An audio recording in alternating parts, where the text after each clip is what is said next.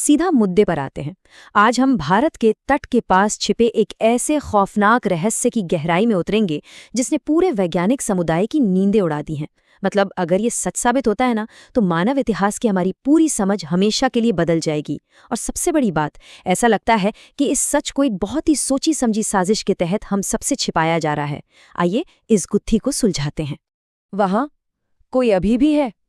जरा सोचिए, ये किसी हॉलीवुड थ्रिलर का डायलॉग नहीं है। ये एक असली गोताखोर के आखिरी शब्द थे, उस गोताखोर के जिसने समुद्र के उस अथाह अंधेरे में कुछ ऐसा देख लिया था जिसके तुरंत बाद उस पूरे साइट को हमेशा के लिए बंद कर दिया गया। आखिर उस गहराई में ऐसा क्या था जिसने एक सधे हुए गोताखोर की रूह कपा दी? और इस डरावनी घटना के ठीक बाद जो हुआ वो इस पूरी कहानी का सबसे रहस्यमय हिस्सा है।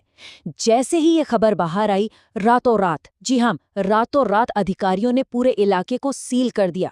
सरकार ने इससे जुड़ी हर एक रिपोर्ट, हर एक डेटा को मानो जमीन में गाड़ दिया।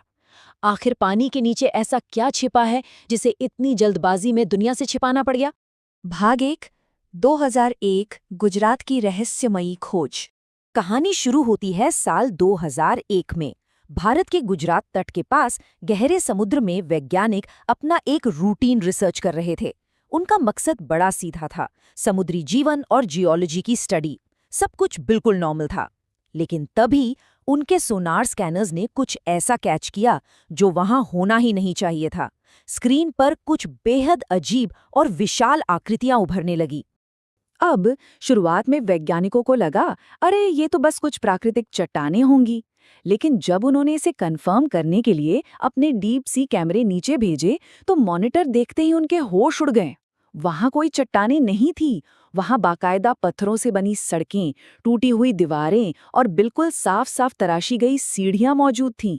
वो सचमुच समुद्र के तल में दबे एक पूरे के पूरे शहर को देख रहे थे। भाग 2, एक असंभव प्राचीन शहर। 9000। शुरुआती जांच से एक ऐसा आंकड़ा सामने आया जिस पर यकीन करना सच में नामुमकिन सा लगता है। समुद्र के नीचे दबा ये शहर लगभग 9000 साल पुराना हो सकता है। 9000 साल का मतलब समझते हैं? इसका मतलब है कि ये जगह मेसोपोटामिया और मिस्र जैसी मानव इतिहास की सबसे प्राचीन सभ्यताओं से भी हजारों साल पुरानी है। अगर ये डेटा सही है तो क्या ये मुमकिन है कि हमसे भी पहले कोई बेहद एडवांस्ड सभ्यता इस धरती पर थी? एक ऐसी सभ्यता जो हमारी पूरी हिस्ट्री की टाइमलाइन को ही गलत साबित कर देती है। भाग 3, गहराइयों की फुसफुसाहटें। अब दिलचस्प बात यह है कि वैज्ञानिकों के वहां पहुंचने से बहुत पहले ही वहां के स्थानीय मछुआरे उस इलाके को लेकर बड़े अजीबोगरीब दावे करते आ रहे थे। वो बताते थे कि रात के सन्नाटे में उन्हें समुद्र के नीचे से डरावनी आवाजें सुनाई देती हैं और पानी के भीतर रहस्यमयी रोशनियां चमकती दिखती हैं। पहले तो सबने इसे सिर्फ अंधविश्वास कहकर टाल दिया, लेकिन इस शहर के मिलने के बाद ये पुरानी कहानियां अचानक से बहुत ही खौफनाक और सच लगने लगी। भाग 4, अर्जुन का खौफनाक गोता।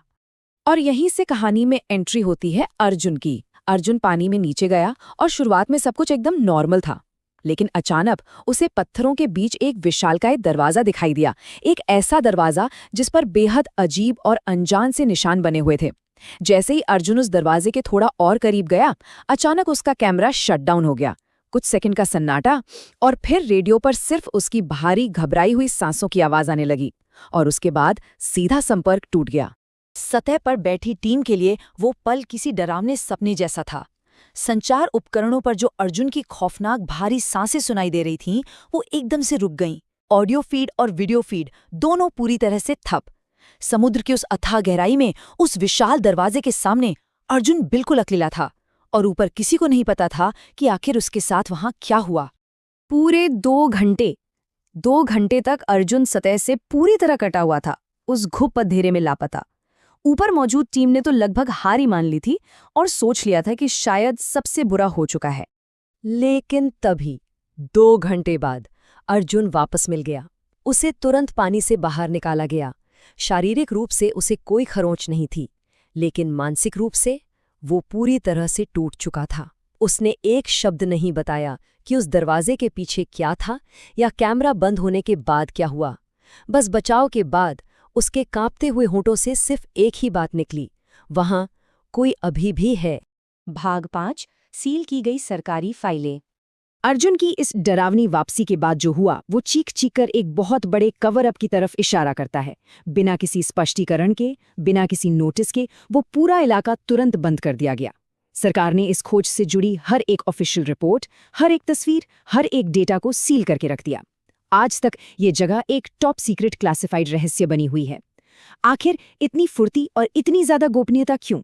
अधिकारी वहां किस चीज को बाहर आने से रोक रहे हैं?